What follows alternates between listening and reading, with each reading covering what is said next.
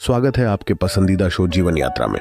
मैं हूं आपका होस्ट वीआरडी और आज हम ले चलेंगे आपको सिनेमा की रंगीन दुनिया में, जहां हम बात करेंगे बॉलीवुड के उस स्टार की जिसने अपने अनोखे अंदाज और दमदार संवादों से सबका दिल जीता, राजकुमार। की कहानी सिर्फ एक अभिनेता की नहीं है, बल्कि एक ऐसे आइकन की है जिसने हमें दिखाया कि असली स्टाइल क्या होता है।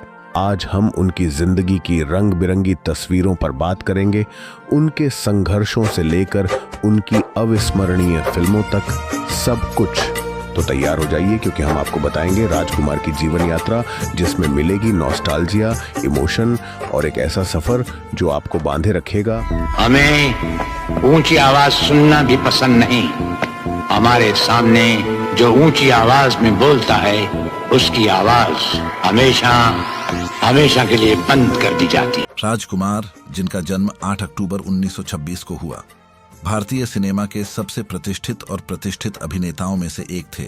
उनका असली नाम कुलभूषण पंडित था और उनका जन्म बलूचिस्तान के लोरालाई में हुआ था, जो अब पाकिस्तान में है। राजकुमार ने अपनी शक्तिशाली संवाद अदायगी, प्रभावशाली स्क्रीन उपस्थिति और दमदार भूमिकाओं के साथ हिंदी सिनेमा में एक अलग पहचान बनाई। राजकुमार एक कश्मीरी पंडित परिवार से थे। प्रारंभिक जीवन में उन्होंने अपनी शिक्षा पूरी करने के बाद मुंबई पुलिस में सब इंस्पेक्टर के रूप में काम किया। हालांकि उनकी आकर्षक शख्सियत और करिश्माई व्यक्तित्व ने उन्हें फिल्मी दुनिया की ओर खींचा और 1950 के दशक में उन्होंने बॉलीवुड में कदम रखा। उन्होंने अपने अभिनय करियर की शुरुआत 1952 में फिल्म रंगीली से की, लेकिन उन्हें असली पहचान 1957 की फिल्म मदर इंडिया से मिली। इस फिल्म में उनकी भूमिका ने उन्हें फिल्म इंडस्ट्री में स्थापित किया और इसके बाद उन्होंने कई यादगार भूमिकाएं निभाईं। राजकुमार की स्टारडम की यात्रा उनके गहरे स्वर और अनोखी संवाद अदायगी के लिए जानी जाती थी, जो उन्हें बाकी अभिनेताओं से अलग करती थी। उन्होंने गंभीर, जटिल और भावनात्मक किरदार निभाए, जो दर्शकों को बहुत पसंद आए। उनकी प्रमुख फिल्मों में पैगाम, दिल अपना और प्रीत पराई, वक्त, नील कमल, पाकीज़ा, लाल पत्थर और सौदागर शामिल हैं। वक्त में उनकी भूमिका और पाकीज़ा में मीना कुमारी के साथ उनका अभिनय आज भी याद किया जाता है। पाकीज़ा में उनका किरदार एक ऐसे व्यक्ति का था जो एक नाचने वाली से बेइंतहा मोहब्बत करता है और इस भूमिका ने दर्शकों पर गहरी छाप छोड़ी। राजकुमार अपने अनूठे संवाद अदायगी और शाही अंदाज के लिए प्रसिद्ध थे। उनका प्रसिद्ध डायलॉग, जानी ये चाकू है, लग जाए तो खून निकल आता है, फिल्म तिरंगा से, आज भी दर्शकों की जुबान पर है। उनकी शख्सियत हमेशा से ही अलग और बड़ी थी और वे अक्सर अपने संवादों में उर्दू का उपयोग करते थे, जिससे उन्हें एक विशेष प्रभाव मिलता था। व्यक्तिगत जीवन में राजकुमार ने जेनिफर से शादी की, जो एक एंग्लो इंडियन एयर होस्टेस थीं। शादी के बाद जेनिफर ने गायत्री नाम अपना लिया।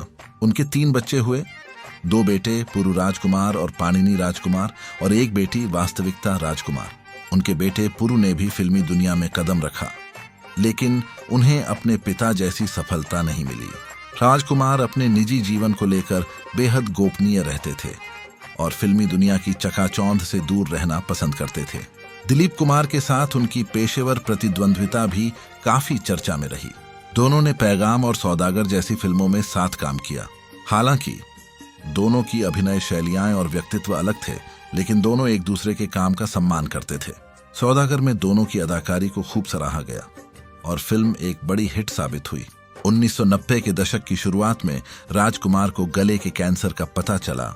इस बीमारी के बावजूद उन्होंने काम करना जारी रखा और तिरंगा जैसी फिल्मों में अपने दमदार संवादों और अभिनय से दर्शकों के दिलों में जगह बनाए रखी। 3 जुलाई 1996 को मुंबई में गले के कैंसर से उनका निधन हो गया। राजकुमार के निधन से भारतीय सिनेमा ने एक महान अभिनेता को खो दिया, लेकिन उनकी अदायगी और विरासत आज भी दर्शकों के दिलों में जीवित है। उनका योगदान सिनेमा के इतिहास में हमेशा अमिट रहेगा और वे एक स्टाइल आइकन के रूप में याद किए जाते रहेंगे।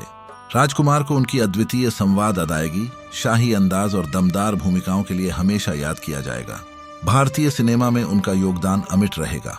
अगर आपको हमारा यह एपिसोड पसंद आया हो तो कृपया हमारे पॉडकास्ट जीवन यात्रा को सब्सक्राइब करें।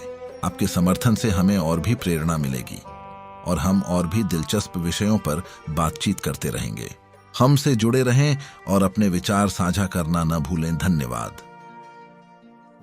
क्या हमारे यहाँ टोटल रोल शायद किसी भी एक्टर को अभी तक नहीं मिला जिसे टोटल रोल कहते हैं, total play of human personality, physical, emotional, mental and spiritual. तो उस हिसाब से तो यही कहेंगे कि अभी बहुत कुछ है जो हम नहीं कर पाए और शायद हमारे रास्ते में आएगा भी नहीं जो कर पाएंगे।